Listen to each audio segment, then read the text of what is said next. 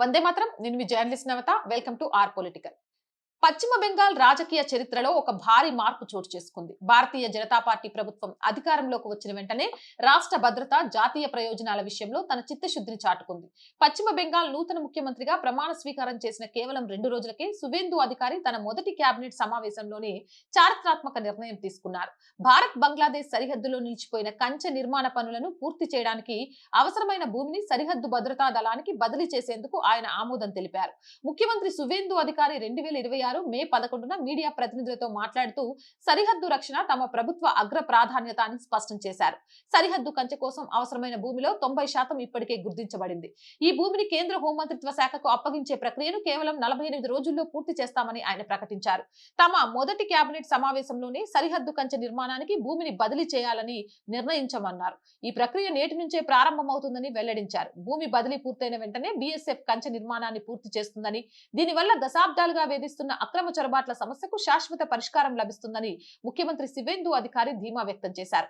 పశ్చిమ బెంగాల్ కి బంగ్లాదేశ్ తో సుమారు 2200 కిలోమీటర్ల పొడవైన సరిహద్దు ఉంది. ఇది భారతదేశంలోని అత్యంత సున్నితమైన మరియు రక్షణ లేని సరిహద్దులలో ఒకటి. గతంలో అధికారంలో ఉన్న మమతా బెనర్జీ నేతృత్వంలోని తృణమూల్ కాంగ్రెస్ ప్రభుత్వం సరిహద్దు రక్షణ విషయంలో ఉద్దేశపూర్వకంగా జాప్యం చేసింది. కేంద్ర ప్రభుత్వం సరిహద్దు కంచె నిర్మాణానికి అవసరమైన నిధులను విడుదల చేసినప్పటికీ రాష్ట్ర ప్రభుత్వం భూమిని సేకరించి బీఎస్ఎఫ్ కి అప్పగించడంలో విఫలమైంది. దాదాపు 569 కిలోమీటర్ల సరిహద్దు ప్రాంతం కంచె లేకుండా ఉండిపోవడానికి గత ప్రభుత్వం మొండి వైఖరే కారణం. దీనివల్ల అక్రమ వలసలు, మాదక ద్రవ్యాల రవాణా, నకిలీ కరెన్సీ చలామణి వంటి దేశద్రోహ చర్యలు యథేచ్ఛగా సాగాయి.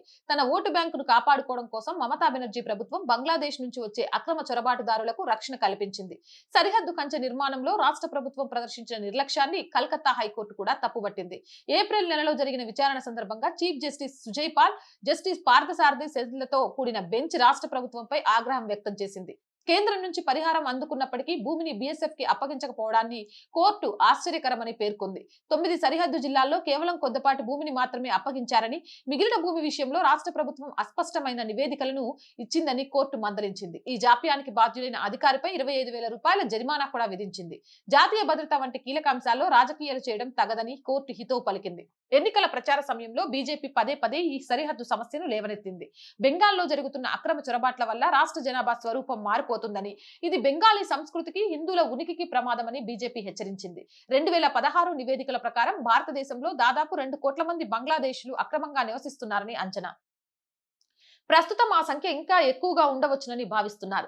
రోహింగ్యా ముస్లింల చొరబాటు కూడా ఈ సమస్యకు మరింత క్లిష్టతరం చేసింది. గత ప్రభుత్వం ఈ చొరబాటుదారులకు రేషన్ కార్డులు, ఓటర్ ఐడీలు ఇచ్చి ప్రోత్సహించిందని, తద్వారా వారు తమ రాజకీయ లబ్ధిని పొందారని బీజేపీ ఆరోపించింది.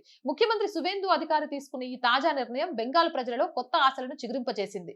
సరిహద్దు కంచె నిర్మాణంతో పాటు బీఎస్ఎఫ్ పరిధిని 15 కిలోమీటర్ల నుంచి 50 కిలోమీటర్లకు పెంచే కేంద్ర నిర్ణయాన్ని కూడా రాష్ట్ర ప్రభుత్వం పూర్తి సహకారం అందించనుంది. గతంలో మమతా బెనర్జీ ఈ పరిధి పెంపును తీవ్రంగా వ్యతిరేకించారు. పశ్చిమ బెంగాల్లో సువేందు అధికారి నేతృత్వంలోని కొత్త ప్రభుత్వం రాష్ట్ర భద్రత విషయంలో తమది నో కాంప్రమైజ్ విధానమని స్పష్టం చేసింది. దశాబ్దాలుగా రాజకీయ ప్రయోజనాల కోసం నిర్లక్ష్యం చేయబడిన సరిహద్దు సమస్యకు ఇప్పుడు మోక్షం లభించబోతోంది. ఈ కంచె నిర్మాణం పూర్తయితే కేవలం పశ్చిమ బెంగాల్ మాత్రమే కాకుండా మొత్తం భారతదేశ భద్రత మరియు పటిష్టం అవుతుంది. అక్రమ చొరబాటుదారులకు ఆశ్రయం ఇచ్చిన రోజులు పోయాయని, ఇకపై చట్టబద్ధమైన పాలన కొనసాగుతుందని ఈ నిర్ణయం ద్వారా ప్రభుత్వం సంకేతాలిచ్చింది. దేశ సరిహద్దులను భద్రపరచడం అంటే దేశ భవిష్యత్తును భద్రపరచడమే. మరి ఈ నిర్ణయంపై మీ అభిప్రాయం కామెంట్ చేయండి. అండ్ రోజు చెప్తుందేనండి, ఈ వీడియో కనుక నచ్చినట్లయితే లైక్ చేయండి, షేర్ చేయండి, మీ అభిప్రాయం ఏదైనా కామెంట్ చేయండి. అలాగే మన ఆర్ గ్రూప్ ఆఫ్ ఛానల్స్ మూడింటిని, R voice, R political, R సంస్కృతి మూడింటిని కూడా సబ్స్క్రైబ్ చేయండి.